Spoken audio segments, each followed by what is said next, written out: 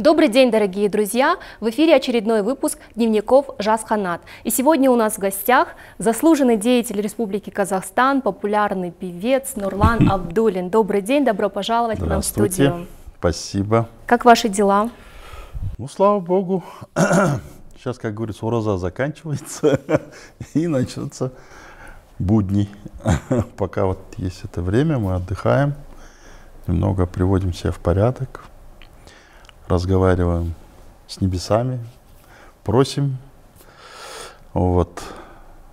Конечно же, для страны, для народа, для всех, кто живут, как говорится, у нас, вот, мира, покоя, чтобы в наших домах было все хорошо. Ну, вот как-то так.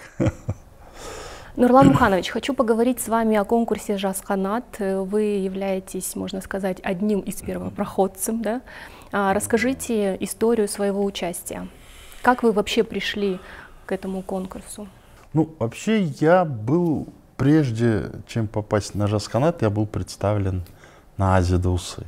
Была такая рубрика, ну, специальный такой блок, назывался «Молодые голоса Казахстана». Вот, это был 93-й год. Вот. А до этого у меня есть такое еще, скажем так, как у нас у казахов говорят, джигит деген сегіз қырлы бір сырлы, то есть у джигита должно быть 8 граней, да?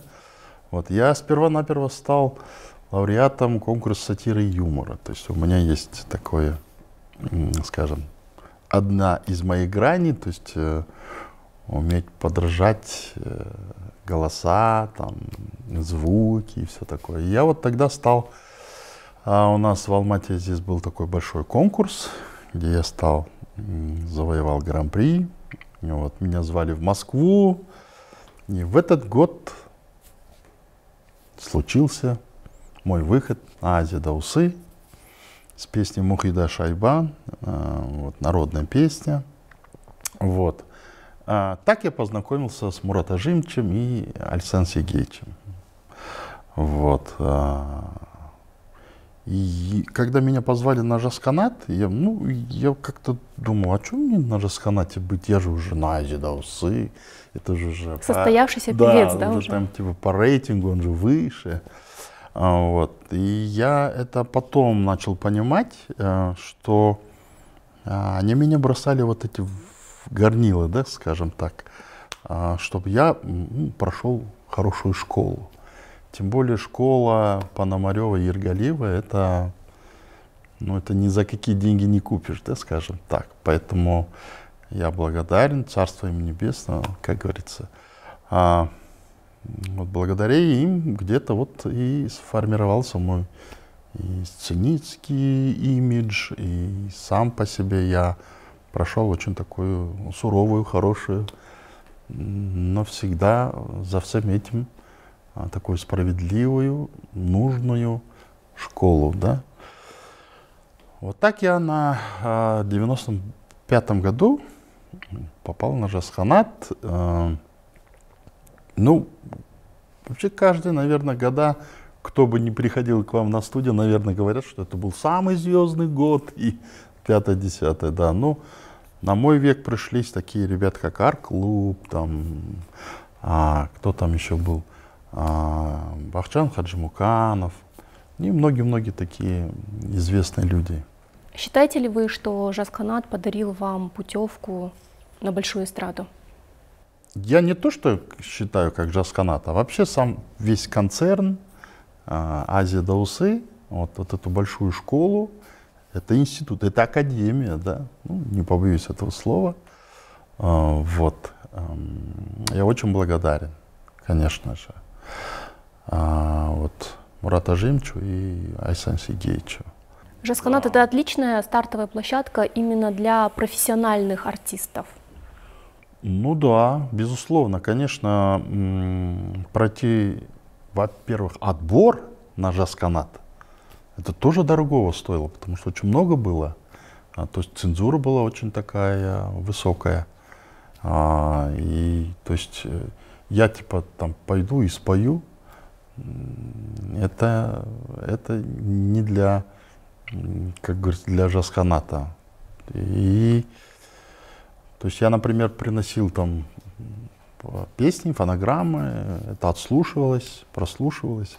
Но потом мне говорили, ну, ты не доработал, надо еще лучше сделать. И я, то есть, как бы бегал по студиям, искал аранжировщиков, композиторов, которые могли бы сделать то или иное произведение, ну, лучше, качественнее. Вот. Многие писались там в Ташкенте, там, ну, я вот, мне посчастливилось поработать с маэстро Талгатом Сарбаевым, потом с группой Роксанаки, и вот как-то вот получился этот материал очень интересным, и мне за это наградили, за лучший сценический имидж, потому что я прочел материал, ну, скажем так, по-своему. То есть это еще, когда это народный материал, это терме, да, это очень непросто преподнести. Вот. Я даже тембр голоса поменял, я прям пел, как говорится, рвал себе голос из связки. Ну, получился очень хороший номер. И вот, в принципе, я вот в этих поисках и состоялся как личность, как певец, как человек, даже могу сказать. Потому что там очень было важно и себя подобающе вести. То есть это очень большая школа, я говорю, это академия. Вот. И те, кто прошли эту школу, Жасканат, Азия Даусы, я думаю, они с благодарностью вспоминают. Ну да, в принципе, конкурсов же много, а именно для профессиональных артистов, мне кажется, это одна из самых лучших площадок. Да, я вот последние годы, когда еще Жасканат, вот последние 3-4 года был в Астане, я был в составе жюри, и вот, ну, я, оказывается, не знал, что там многие, те же там Хайрат Нуртас, и там кто там еще, ну, вот, из вот этого младшего поколения, скажем так, прошли тоже Азия Даусы. И я говорю, ну надо же, здорово. Вот. Я очень благодарен. Димаш Кудайберген. Да, Димаш, кстати, тоже проходил. Мадина Садвакасов, кого только там. Арапаева, Бейбут Курган. Сакен Майгазиев. Да, Майгазиев даже, я говорю. Поэтому я был, скажем так, одним из таких инициаторов, когда я услышал, что, оказывается, Мурат Ажимович и Александр Сергеевич не имеют еще звания заслуженных деятелей. Я говорю, как это так? Я говорю, им вообще надо там госпремии, да, там, награждать государственной премией. А я был так возмущен, и я помню, мы собирали подписи, но, к сожалению, не успели вот как-то вот порадоваться за них, потому что это не просто как, скажем так, конкурс или как что-то такое, да, фестиваль. Это на самом деле, это очень большая работа. Это как завоевать олимпийскую медаль, да, то есть о нашей стране услышали во всем мире. А то привычно, что у нас спортсмены, вот там как-то пропагандируют, да, нашу страну. И вот как раз вот Жасканат, Азия Даусы, это вот тот кирпич, который был правильно заложен вот во все это большое здание по имени Казахстан. А есть ли какая-то интересная история, связанная с Жасканатом? Жасканат сам по себе как это метод кнута и пряника. Вот пряником был Мурат Ажимович, который умел с тобой разговаривать аккуратно, там, очень воспитанно вот, доносил свою мысль. А Александр Сергеевич был такой. Жесткий, да? Жесткий, да. Вот, я помню, ну вот я себе такой сценический имидж придумал, что у меня должна быть такая легкая щетина. Да? Ну, я и с тех пор я Вот как Александр Сергеевич сказал, говорит, а в принципе идет, говорит, ладно, пусть будет. А он меня прям гнал со сцены. Это что такое, Ван? И я говорю, я не сбрею бороду. Ну, снимайте меня с конкурса, я говорю, я не хочу. Вот. Но вот как-то, видимо, Мурат Ажимович как-то его уговорил. Ну, это даже стало вашей некой фишкой, да? Да, это фишка. Теперь это моя бабочка, мой галстук. Там, ну, вот как-то так всегда, когда... Аксессуар, который всегда с вами, да, отличительный. Когда меня видят, все говорят, о, это сейчас нынче мода пошла, да? Пошла, все носят. А я вот был первым таким исполнителем. Основоположником. Да, причем Александр Сергеевич говорит, пока не сбреешь все это свое на лице, под носом, как он говорил, все, говорит, можешь не появляться. Я уходил со сцены, вот, сидел где-то в гримерке, и там где-то через час, видимо, после таких каких-то убеждений Мурата Ажимовича, ну-ка позовите Абдуллина. Я так, ты еще не уехал? Я говорю, ну как же, говорю. Все, давай, работай. Вот какие-то вот такие моменты, ну вот, казусы, я не знаю. И я все это помню и до сих пор всегда, где бываю, там, в каких-то там посиделках, там, я рассказываю, вспоминаю эти истории интересные. Ну, по отношению к другим тоже было, наверное, масса каких-то таких вещей, которые... А был ли такой сопернический дух? Вот бывает же в коллективе? Каждый конкурсант, он сам был по себе там, да, индивидуум. И я не понимал, что, например, будет петь там тот или иной там исполнитель или там группа, там, вот, поэтому, то есть, не зная творчества, и тогда же откуда, то есть это были первые песни, вот, которые только-только появлялись, да, вот, поэтому как-то завидовать или что-то там думать. Правда, конечно, после первого дня ты уже понимал, кто как поет, там, да, кто в лидерах, да, можно сказать. Материал, и уже было видно, кто уже там, как говорится, прорывается в верхние чарты, говорится, да, конкурса. Да, ну, второй день был решающий. Там. Вот все готовились. Но самое главное, это было вот этот момент, когда мы знакомились уже как-то, обменивались там адресами, телефонами. Было классное время. Некое сообщество уже образовалось. Да, да, вот я вот, например, тогда познакомился очень близко с группой «Ар-клуб». Вот Адиль Жамбакиев, Руслан Тахтахонов, Азиз Масимов тогда был, покойный тоже. И вот с тех пор мы дружим, и уже столько лет. Вот. Тем более Адиль после распада Ар-клуба работал одно время со мной. Вот, написал мне такие песни, как «Абдулла», «Дорога к дому» и многие-многие другие. Мы тогда как бы мечтали, да. Каждый там запись, фонограммы, это была такая победа.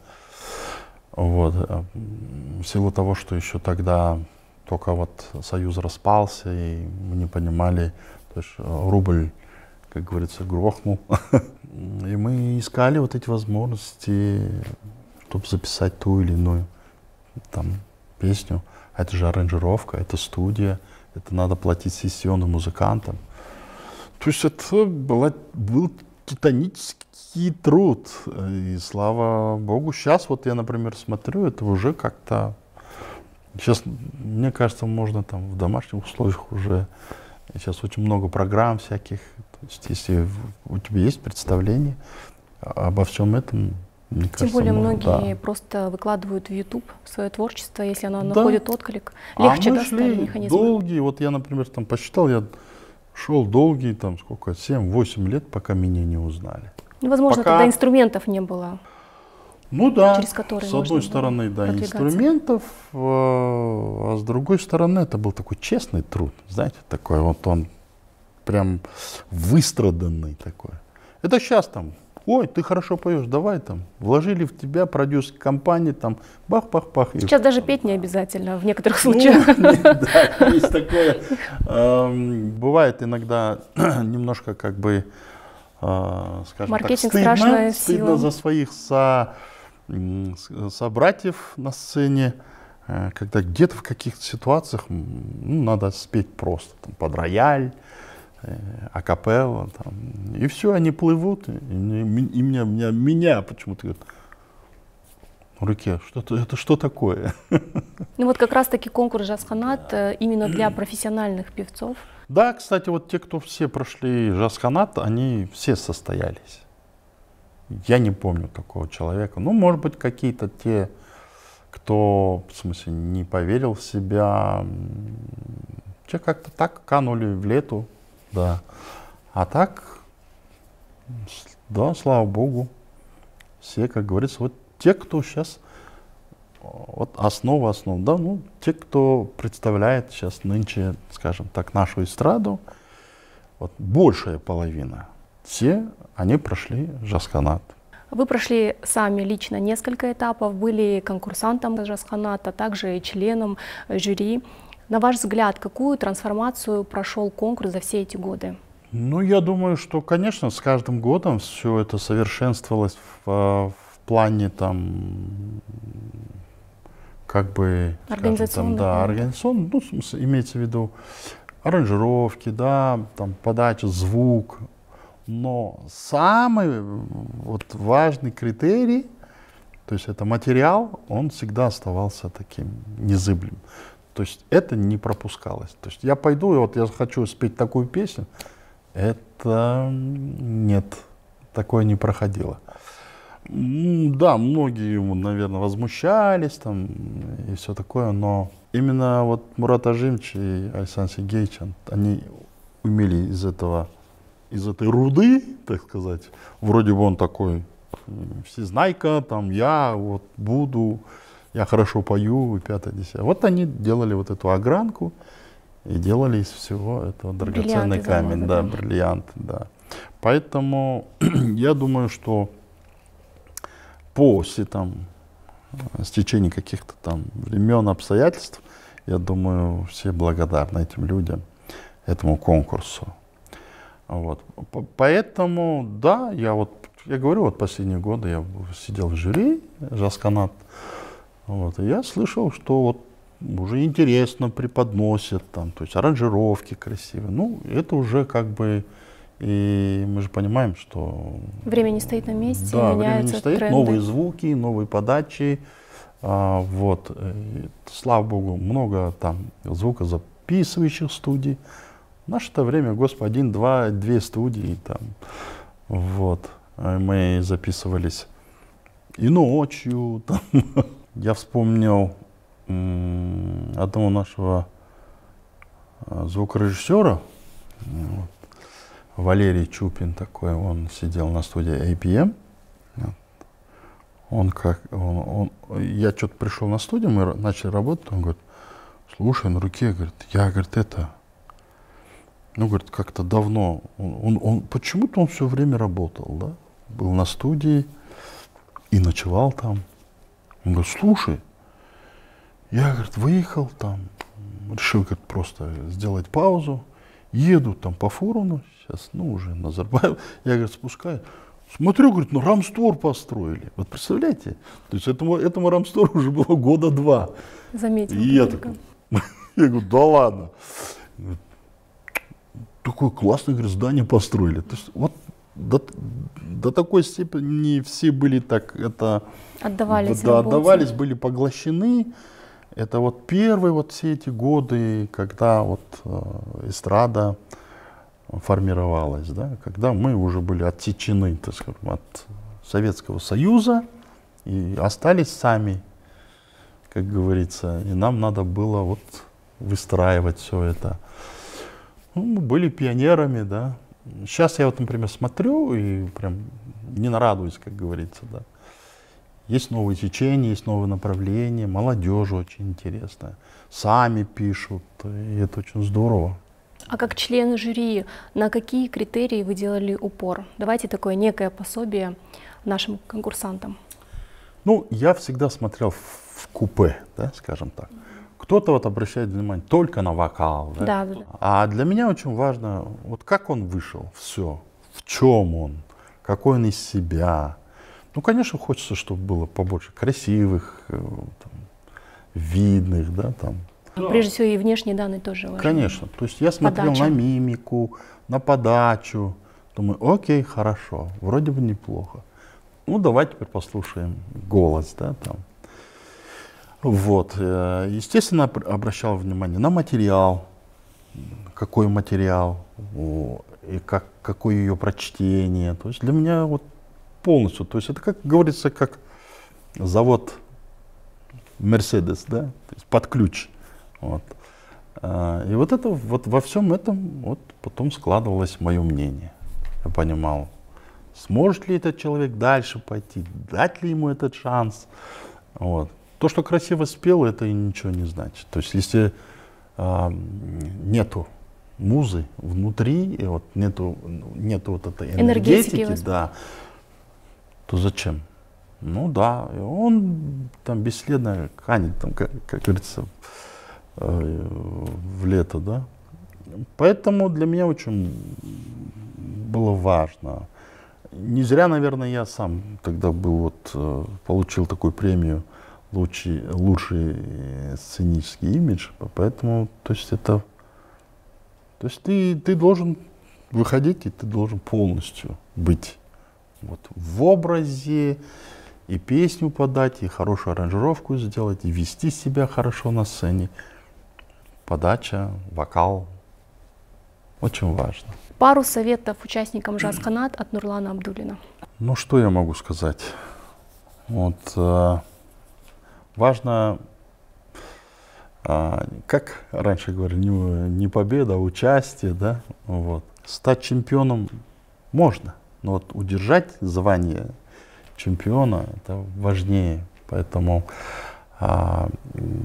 не стоит останавливаться, постоянно развиваться. Естественно, конечно, в поиске побольше самобытности, побольше к народным традициям, потому что вот у нас такой клондайк, у нас такой большой материал, который оставлен нашими предками. Всех призываю, чтобы искали поиск, черпали вот с народного творчества, с народных песен, да. И главное не испортить, да. То есть иногда бывает, ты смотришь, вроде хороший материал, вроде бы неплохо спето, но когда ты смотришь там видео, контент, где они не очень хорошо себя ведут, то есть плохо одеты, скажем так, и все такое. То есть вот этот запах, он должен стоять. Ковыли, степей, гор, наших, как говорится, цветов, всех, которые есть в наших горах, в наших степях. Тогда тебя увидят, тогда тебя услышат. И если ты будешь держаться, вот, скажем так, вот этой линии, концепции, ты состоишься как творческая личность, скажем так. Нурлан Муханович, благодарим вас за интересную беседу и полезные советы участникам конкурса JazzCanat. В добрый путь, друзья. Ждем вас на большой сцене.